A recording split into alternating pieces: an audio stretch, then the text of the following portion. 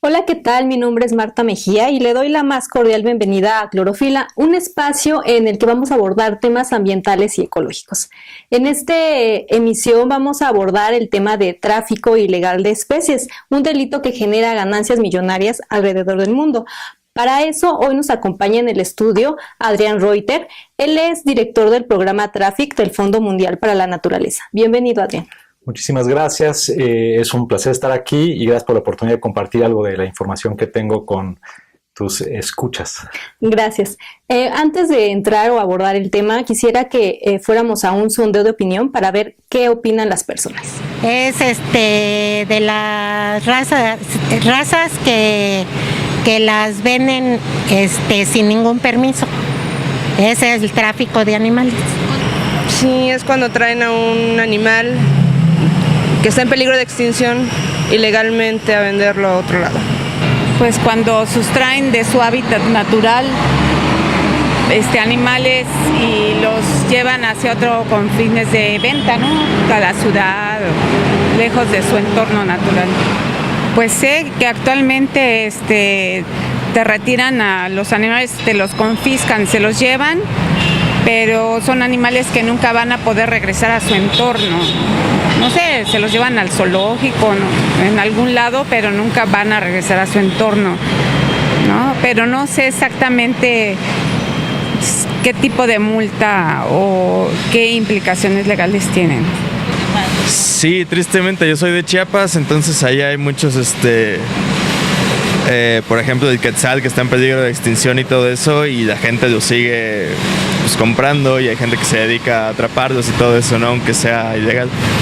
No, las desconozco, pero me imagino que por ley deberá estar en la cárcel. He escuchado acerca de que son animales exóticos que utilizan para venta en otros países. No, me imagino que sí hay sanciones estrictas o rígidas, pero no pues con qué tipo sea, si económica o penal. Supongo que es la venta ilegal de especies de animales, de aves, de especies raras, mamíferos. Sí, son especies que en teoría deberían de estar en su hábitat natural y son vendidas, según la información, en mercados negros por lo exótico de la especie. Hola, Adrián, platícanos un poco qué es el tráfico de especies animales. Bueno, yo creo que es muy importante definir un poco las palabras que utilizamos. Cuando hablamos de tráfico de especies, la palabra tráfico, sensu stricto, realmente significa mover una cosa de un lugar a otro. Entonces podríamos hablar de tráfico legal y tráfico ilegal, aunque coloquialmente usamos el término de tráfico ya con una connotación de ilegalidad, tráfico de drogas, de armas, de fauna o de flora, ¿no?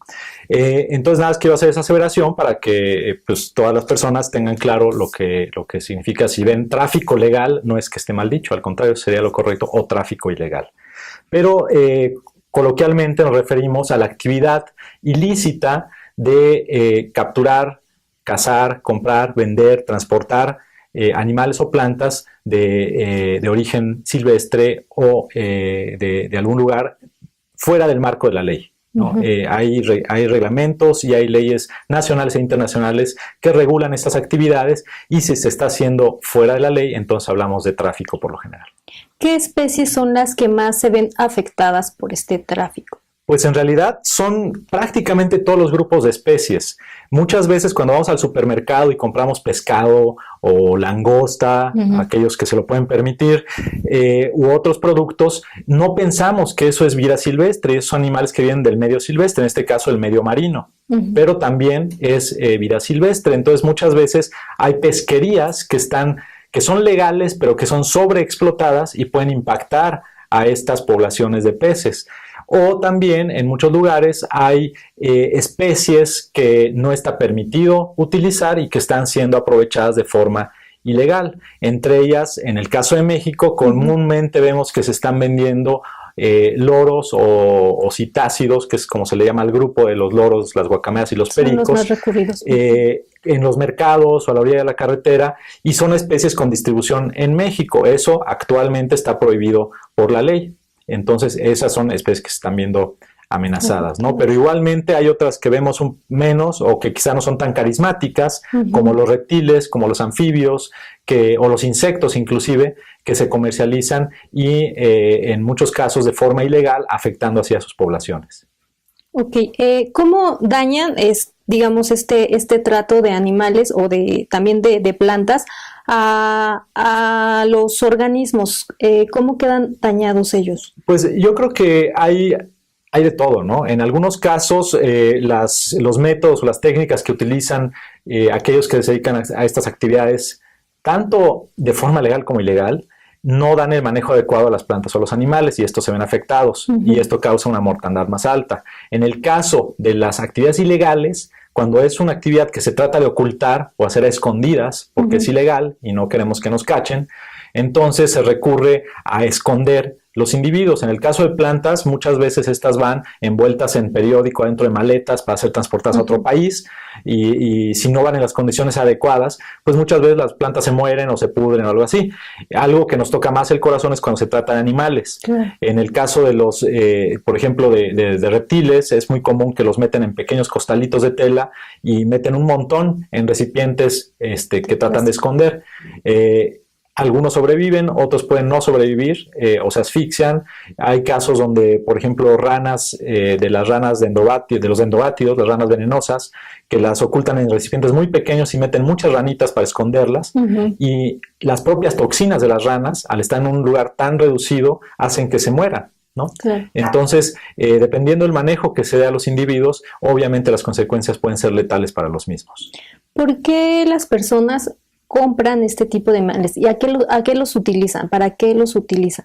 Bueno, en este caso, si te fijas, yo estoy hablando tanto de plantas como animales. Cuando hablamos de tráfico de especies, yo creo que es importante dejar claro que son todos los grupos los que se están traficando, ¿no? Tanto de plantas como animales. Y esto, pues, no debería sorprendernos, ¿no? De hecho, desde que existe el hombre, las plantas y los animales se han usado para todo, desde medicinas, alimento, vestido, como mascotas, para ornamentos o con fines de ornato, y eso pues ha seguido hasta la actualidad. Y bueno, y por supuesto, en algunas regiones y en algunas culturas está arraigado el tener, por ejemplo, mascotas que vienen de la vida silvestre. En el caso de las aves canoas o de ornato, o en otros lugares pueden ser monos, por ejemplo, en regiones selváticas, que en las comunidades indígenas, pues no era raro que los tuvieran, ¿no? Aunque eso pues sabemos que no son mascotas, no hacen buenas mascotas, son peligrosísimos todos los primates que se tienen en cautiverio, ¿no? Adrián, recuerdo hace algún tiempo que tuve una compañera que vivía en un departamento muy pequeñito y tenía como mascota una guacamaya. Me acuerdo mucho de eso y yo le preguntaba qué le daba de comer, ¿no? No, pues le doy papaya y bla, bla. Entonces, aquí es la pregunta, ¿los animales sí se llegan a adaptar a vivir en un departamento muy pequeño? Bueno, hay muchos animales que se llegan a adaptar a condiciones diferentes, inclusive hay criaderos específicos de guacamayas para venderlas como mascotas. Son animales que vienen del cautiverio, que nacieron en cautiverio, están acostumbradas al cautiverio, por lo tanto se pueden adaptar a ciertos lugares. Por supuesto, hay que pensar no solo en el bienestar del animal, sino también de todos los que van a convivir con el animal, ya sea otras mascotas como perros o gatos, o la propia familia o los vecinos, ¿no? En el caso de las guacamayas, pueden emitir gritos tan fuertes que pueden causar daños auditivos permanentes cuando es en espacios cerrados, ¿no? Entonces, inclusive los manejadores de animales, los veterinarios y demás, cuando van a manipular guacamayas, se protegen los oídos porque puede causar daños muy, muy graves.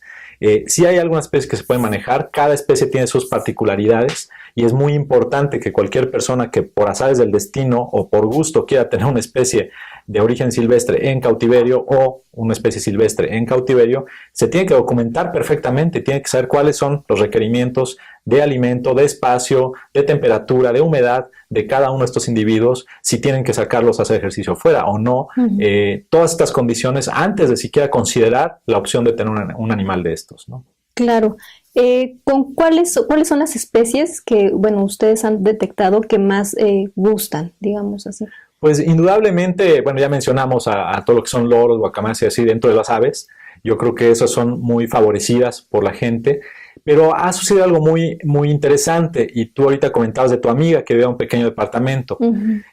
Cada vez más los humanos tendemos a vivir en espacios más reducidos, ¿no? Cada vez más vivimos en departamentos, cada vez los departamentos son más pequeños, y ya las mascotas tradicionales, como los perros o los gatos, ya no son una opción tan práctica. Entonces mucha gente se ha desviado un poco a favorecer mascotas que pueden contener en espacios más reducidos, como pueden ser reptiles, anfibios o peces, ¿no? Inclusive o insectos. Y eso también ha causado que en los últimos años haya habido un incremento en el consumo de este tipo de animales por el público. Y estos, quiero volver a enfatizar, que pueden venir de fuentes legales o ilegales, ¿no? La fauna y la flora son un recurso, es un recurso para todos los humanos, pero debe aprovecharse en caso de que este vaya a ser el fin de una forma sustentable y dentro de los marcos legales. Entonces es muy importante que cualquier persona que vaya a comprar un cactus, una orquídea o una mascota exoticona, que se pregunte de dónde viene y si es legal, ¿no? Antes de incurrir en un posible delito que podría causarle sanciones bastante graves, ¿no?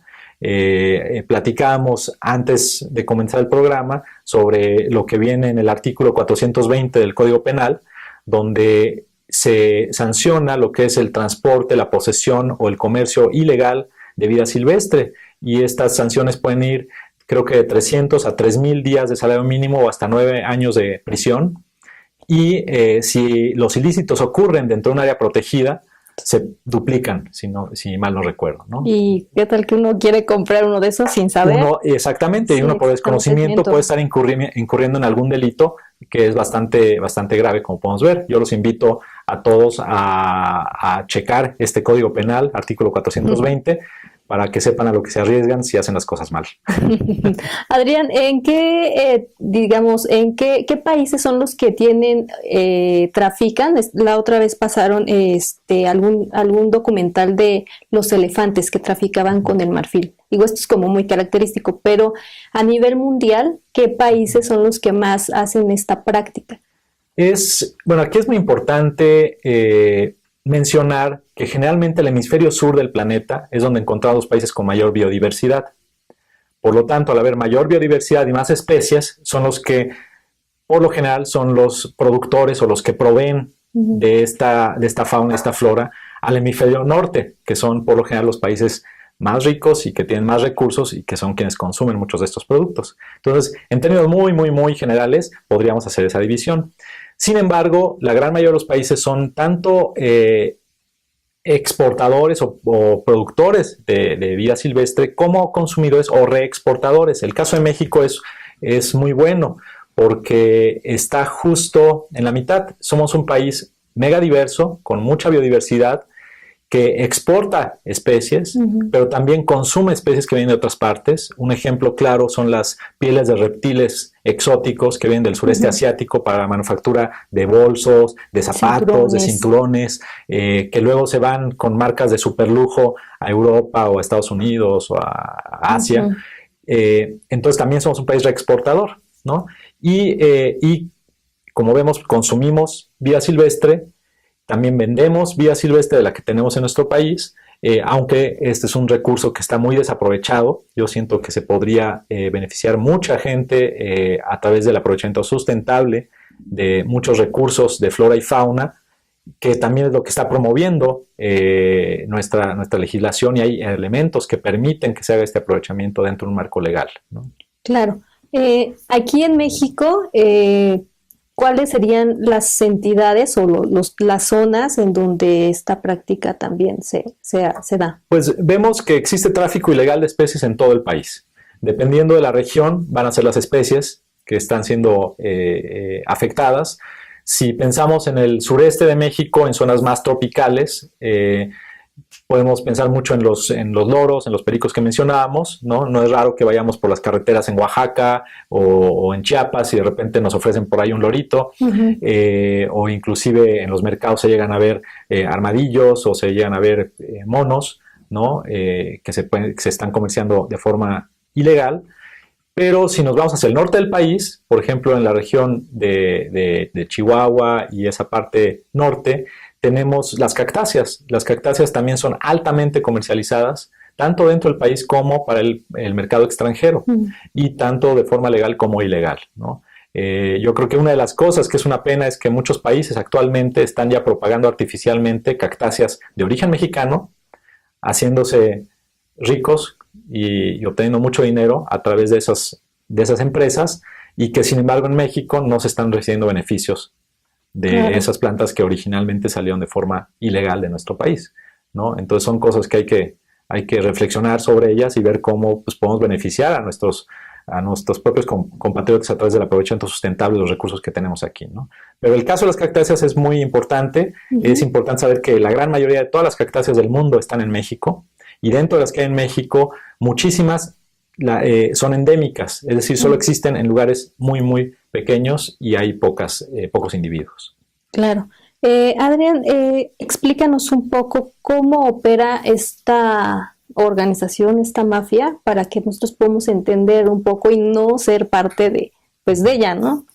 Bueno, hay a todos los niveles. Está desde personas que viven en el campo que oportunísticamente sacan algún polluelo de un nido cada año para tener un ingreso extra, y eso, pues aunque no está dentro del marco de la ley, lo hacen año con año y tienen un poquito de dinero accesible de esa forma, hasta grupos bien organizados que ya contactan gente que atrapa a los animales o los baja de los nidos o los extrae del medio, los acopian en otro lugar y de ahí los distribuyen o los transportan y los distribuyen después en los principales sitios urbanos, como en el caso de México podrían ser las ciudades grandes, ¿no? Como Guadalajara, como la Ciudad de México, donde está pues, la mayor parte de la población que puede adquirirlos. En este caso ya se habla, de acuerdo a la definición que tienen las Naciones Unidas de crimen organizado, porque ya hay más de 2 o 3 personas que están colaborando de forma consciente en un acto ilícito. En muchos casos hay movimientos de fondos, en muchos casos hay violencia también, puede ocurrir, y entonces ya se considera también como crimen organizado, ¿no? Cuando ya son estas corporaciones más grandes, más allá de un solo individuo que de forma oportunista obtiene algún beneficio. Tan así que la Organización de las Naciones Unidas contra las Drogas y el Crimen, la UNODC por sus siglas en inglés, hace aproximadamente 3 años, aparte de los crímenes a los que se dedicaba, que eran principalmente drogas, armas y personas, ¿no? Tráfico de personas, también incluyó el tráfico de especies dentro de su competencia. Entonces esto también nos indica la relevancia que tiene esta actividad, ¿no? Y que de acuerdo a algunas estadísticas es una actividad que genera más de 20,000 millones de dólares anuales en el mundo. Así es. Adrián, cuéntanos un poco acerca del mercado de Sonora, el tradicional mercado de Sonora que todo el mundo lo ubica por oída, de que ahí podemos conseguir cualquier tipo de animales. Bueno, el mercado de Sonora es... Ya tiene mucha fama de muchos años atrás, en que había una sección donde se vendían animales y se conseguían diferentes especies. En la actualidad, pues todavía hay algunos locales que venden especies. Yo debo confesar que la última vez que visité ese lugar, los especímenes que vi eran exóticos, no eran mexicanos, eran traídos de fuera y venían con anillos cerrados, entonces es muy probable que eran legales.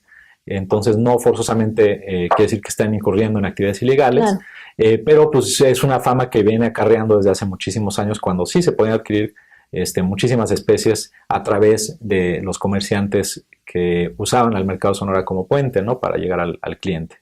Claro. Pero igualmente hay otros lugares donde pues comúnmente se veía vida silvestre a la venta, en el caso del estado de San Luis Potosí, en el municipio de Guadalcázar. Ahí sobre la carretera se vendían muchas especies, se vendían halcones, se vendían serpientes, se vendían ardillas, cactáceas y demás. Y los operativos que han hecho las autoridades, como la Profepa, en coordinación con las autoridades estatales, han logrado pues eliminar buena parte de este comercio abierto al público que teníamos durante muchísimos años. Entonces yo creo que también es bueno reconocer las cosas buenas que están haciendo las instituciones gubernamentales en esta materia porque somos muy dados siempre a criticar lo malo, pero no a reconocer lo bueno. Claro. Adrián, una vez que el animal es recuperado, ¿necesita algún tratamiento especial para volverse a reincorporar a su hábitat o ya no puede regresar nunca más a su hábitat? Yo creo que tocas un punto bien importante. Muchos de los individuos no se pueden volver a liberar por muchas razones.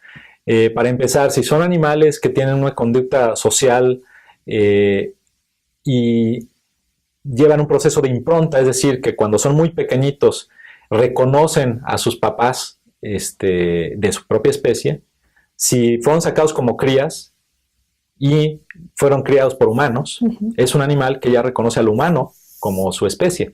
Entonces son animales que si se liberan al medio lo que va a hacer es buscar al humano, no reconoce a los de su propia especie. Por lo tanto son animales que pueden ser muy muy peligrosos y que definitivamente no se pueden adecuar bien al medio silvestre. Por otra parte, si fueron animales que fueron capturados ya como subadultos o adultos, ya pasado el proceso de impronta, se podrían explorar la posibilidad de rehabilitarlos para reintroducirlos al medio silvestre. Pero esto realmente implica muchos riesgos y muchas veces los riesgos son mayores al posible beneficio de liberar un solo individuo. Porque después de haber estado en cautiverio, de haber estado en contacto con humanos, con probablemente otros animales si fue en un centro de rehabilitación, etcétera, si no se han llevado muy, muy, muy estrictamente los controles de sanidad y el proceso de rehabilitación, ese animal al liberarse en el medio silvestre, puede transmitir enfermedades a la población silvestre y causar daños a muchísimos más individuos. Dos, si no se tienen los estudios de donde se piensa liberar previos, podemos estar metiendo un animal donde no se necesita meter más animales de esa especie, o donde quizá es un lugar donde tradicionalmente los capturan o los matan, entonces simplemente es liberar un lugar donde sabemos que lo van a matar o va a desaparecer. Y por otra parte, el proceso de rehabilitación de un individuo es muy trabajoso y implica muchísimo esfuerzo en términos de personal, de tiempo y de dinero, ¿no? La gente cree que es muy fácil, ya tengo mi tortuguita, la voy a soltar, ¿no? Pues no, y por lo general las tortuguitas que soltamos aquí son la tortuga japonesa, que luego la soltamos donde no debemos, se convierte en plaga y elimina todas las especies locales, ¿no? Claro. Por competir por los recursos. Entonces podemos estar causando mucho más daños que bien. Entonces yo sí creo que la liberación de animales rehabilitados es muy valiosa, es muy buena para especies amenazadas, para especies muy particulares, donde se está dispuesto y se destinan los recursos suficientes para que estas liberaciones tengan una buena probabilidad de éxito, sin impactar ninguno de los otros eslabones del ecosistema donde se piensan liberar. Claro. Adrián, ya por último, ¿cómo trabaja Traffic para darle educación a las personas, ¿no? Bueno, Traffic trabaja en diferentes líneas. Por una parte hacemos investigación sobre comercio de especies silvestres, plantas, animales, legal e ilegal, y desarrollamos documentos técnicos que sirvan como herramientas de toma de decisión a las autoridades, ¿no? Para que poderlos apoyar un poco en su trabajo. Por otra parte, trabajamos directamente con autores de aplicación de la ley en materia de vida silvestre, como sería la Profepa, como sería la PGR, como podría ser diferentes policías, gobiernos del estado y otros actores. Y lo que hacemos es también brindar capacitación, desarrollar herramientas para facilitar su trabajo y para que no se arriesguen ellos o arriesguen a los ejemplares con los que se topan en el día a día.